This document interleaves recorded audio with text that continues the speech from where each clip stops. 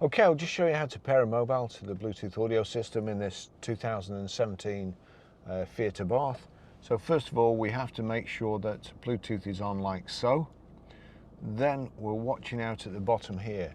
Over to the unit, if we go, you see along there, radio, media, trip, phone. We click on phone. It's searching for paired devices.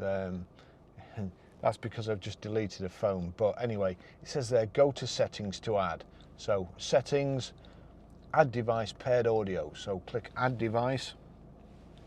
It's already come up here.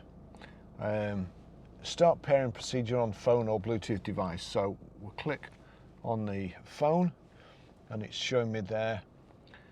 It did give me a PIN number to put in, but it's now generated a random PIN. You just have to click OK if it matches. Allow contacts and favorites to sync. Allow.